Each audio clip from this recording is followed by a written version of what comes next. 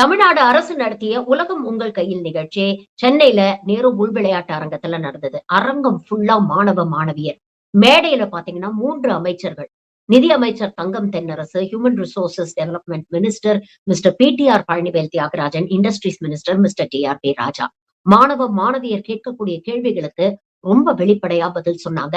மாணவியருக்கு தமிழ்நாடு எந்த விதத்துல ஒரு யுனிக் மாநிலமா இருக்கு அப்படிங்கறத அமைச்சர் டிஆர்பி ராஜா ரொம்ப அழகா தெளிவா எடுத்து சொன்னார்.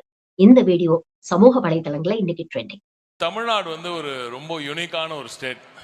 நீங்க இந்தியாவில் நாங்கள் எங்கே போனாலும் ஒன்று சொல்லுவோம், தமிழ்நாட்டோட கம்பேரிசன் வந்து நம்ம இந்தியாவில் இருக்க மற்ற ஸ்டேட்டோட பண்ணவே கூடாது.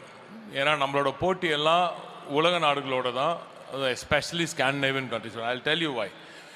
அண்ட் எஸ்பெஷலி இன் தமிழ்நாடு, அதுவும் குறிப்பாக திராவிட மாடல் இந்த ஆட்சியோட அடித்தளமே, the foundation on which this entire excess happens is on inclusive distributed growth. So எல்லாருக்கும் எல்லாம் பரவலாக்கப்பட்ட, அனைவரையும் உள்ளடக்கிய பரவலாக்கப்பட்ட வளர்ச்சி. ஸோ முதலமைச்சர் அவர்கள் 2021 ஆட்சி பொறுப்பை ஏற்ற முதல்ல எல்லாரும் அப்போ அண்ணன் தான் இண்டஸ்ட்ரீஸ் மினிஸ்டராக இருந்தார்.